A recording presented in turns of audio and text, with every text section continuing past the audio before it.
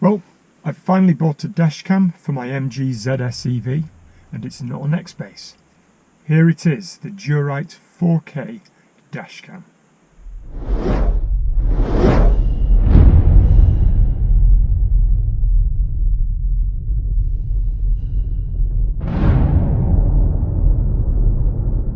Now, cutting to the chase, the Durite is a nice camera, but it is a little bit tricky to use. The instructions that come with it are not particularly helpful. What I'm going to do in this video is give you a quick review of this camera. I'll explain why I bought this one rather than, say, a Nextbase. But also, for those of you that are thinking of getting this camera or already have the camera, I'll show you a little bit about how to operate it. Now, I've had the camera hardwired, so all the cables are nice and hidden, and rather than using up one of my power sockets, it's wired directly to the fuse box. It's also set up in such a way that the camera comes on automatically as soon as I start the ignition. So it's pretty much plug in and forget about. Once I start the car, the camera starts recording, and as is common with most cars nowadays, it records continuously. And you can get it to save any recordings. It's got a G sensor, so if there's an accident it will save recordings, or alternatively you just press the OK button in order to lock a particular recording. Now, I am a technically minded individual, and yeah, I suppose I could have wired the camera myself, but I chose not to. Partly, I suppose, because I wanted to put it in the hands of someone who was experienced, who had done this many times, who could do it quickly, and who wasn't going to make mistakes or do something which could potentially damage my vehicle or invalidate the warranty. So I ended up going to a place called Auto Electrix, based up in Swindon. They did a good job, and they were able to do it very, very quickly.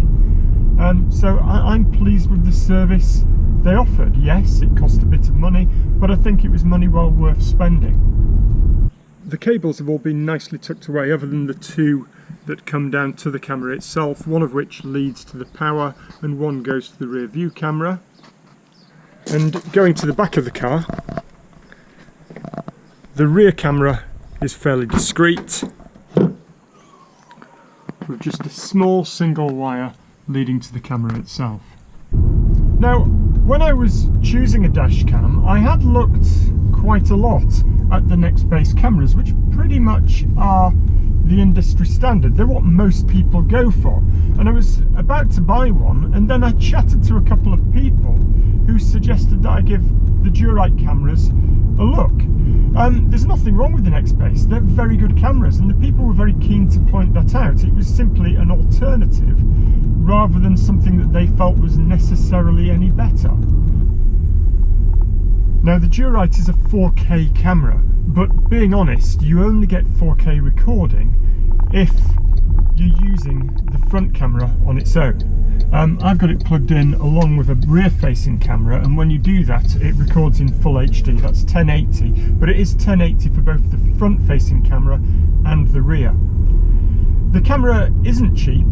You can pick it up with the rear camera for about £170 on eBay if you hunt around a little bit, possibly a little bit cheaper, possibly a little bit more depending where you go. So it's right up there with some of the better Nextbase systems. However, it doesn't come with a lot of the whistles and bells than the Nextbase has. It doesn't, for example, have the emergency services contact thing, which uses G sensors on the Nextbase to contact emergency services in the event of a collision, nor does it have the enhanced parking mode. It doesn't bother with gimmicks like that. Rather, it concentrates, I suppose, at what it's best at, which is the camera. And really, that's pretty good. As far as I'm aware, none of the Nextbases have 4K, so it should really rival them in terms of image quality.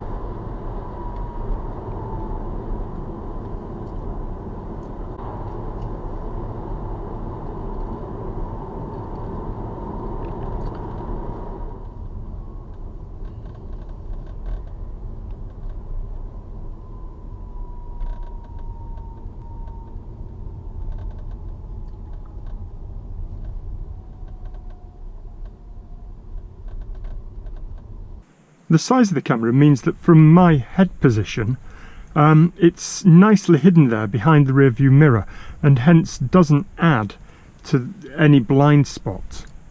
Removing the camera is easy. It's just a case of unplugging two leads and then lifting it up out of the mount. Now, the instructions for the camera, as I've already said, are not the most helpful in the world. In order to operate the camera, in order to go through the menus, you have to have it plugged in and switched on. I've got it set up so that it automatically comes on whenever there's power connected to the camera, which is what I want. It will power itself on and stop recording. You've got a number of buttons. There's a power button on the side to turn it on and off. These leads, this is the power lead, which is a micro USB, and then a lead that goes to a rear camera if you've got it, and then something here used just to reset it if the unit stops working. At the top you've got a space for a micro SD card. It will take up to 128 gigabytes, I believe, although this is only fitted with a 32 gigabyte card.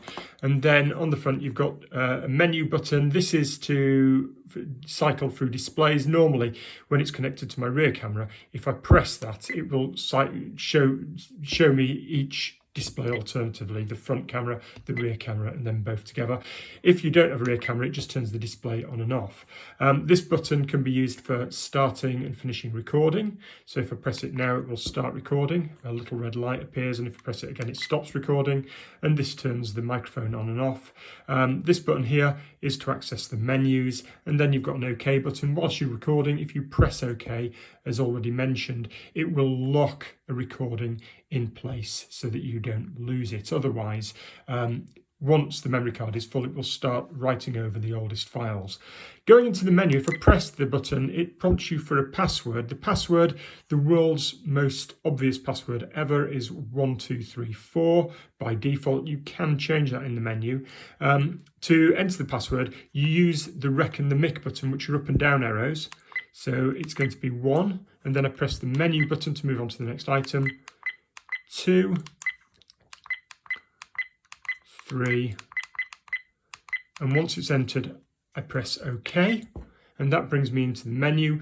We've actually got 2 screens worth of menus. So on this one here, it allows us to select the resolution that we record at.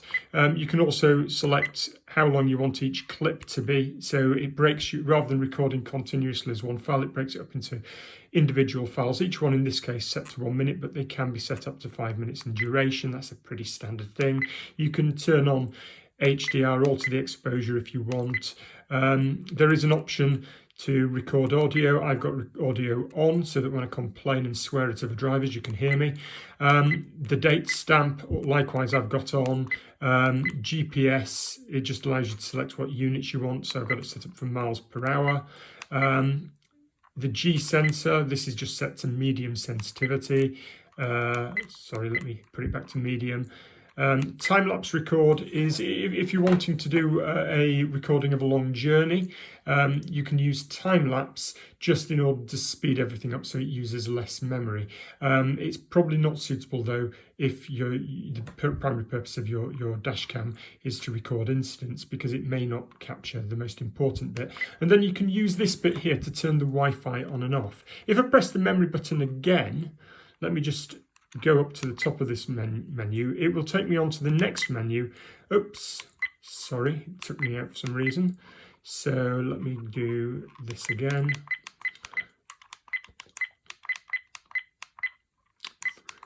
And this should be okay. I think I might have to press this button here, and then I press that button, yeah, and it takes me on to the next menu, which allows me to set the time, the date and time, and how the date and time are displayed. It allows me to set the time zone. One thing to bear in mind is that the times that are time-stamped onto the videos are all in GMT, so they do look a little bit odd where if you're recording in summer, because they appear to be 1 hour out. You can alter languages, various bits and pieces. This allows you to format the memory card which you need to use before you use it. You can display your plate number on the video and change the password as well.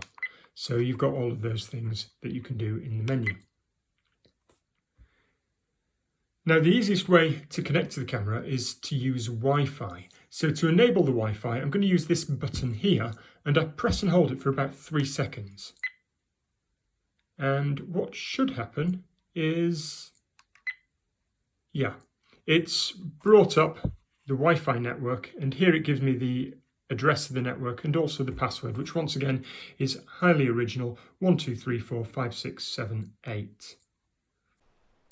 Before connecting to the camera, you'll have to download the Roadcam app. I'm doing this here on my iPad, but you can also download it to an iPhone. The app works exactly the same. The app usually is the first one that appears at the top left. Don't be put off by all of the Chinese writing. There's no reference here to the Durite camera, but it is the correct app. To connect to the camera, just go into Settings. And first of all, you've got to connect to the Wi-Fi, so here it is. I've already entered the password, but at this stage, when you select it, you're normally prompted to enter the password 12345678. I'm now connected, and what I need to do now is open up the Roadcam app, which I think, have I put it in here? There we go. What it does to begin with, it will ask you whether it wants you to use your location. I'm just going to allow it once.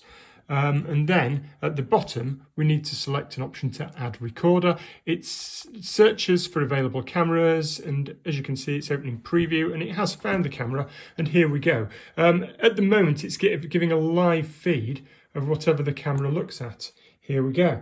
Now, to access things on the camera, I believe that if I tap on video, it will show me various video loops that I've recorded. So let's have a look at one here. If I tap on that, I can then play the video. That is a video from the rear-facing camera. If I go back to the list, I can hopefully, find one from the front-facing camera. Here we go. Downloading pictures, it's just a case of tapping on select at the top, selecting which ones you want to download, and then at the bottom of the screen there is a little download button there, or you can delete them if you wish. The download process does take a little while. This is me showing on my phone the process in action. It sped up this clip by about 8 times, but it took about 2.5 minutes to download 4 1-minute clips. But once they're downloaded, the clips should then be visible in your Photos app, as you can see here, just in the middle. Any emergency videos that have been saved, either by pressing the OK button or by the G-force sensor, can be accessed by tapping on emergency. Thankfully, you'll see that my area is blank here, and you can. It's a quick way of accessing any videos that have already been logged. If you've taken photos using the Dashcam, I don't have any on here, but you can access those by tapping on the photo button. There is also an option here to actually take a photo or to record a video directly from the camera onto the iPad. Once done, the Wi-Fi can be deactivated by once again pressing and holding this button here for 3 seconds. And then the camera returns to normal mode. I hope you found that useful and informative. If you did, please click like and think about subscribing to the channel. And if you have any thoughts about dashcams, or if you've got one of the Durite dashcams and feel that I've left something out, please add your thoughts in the comments below.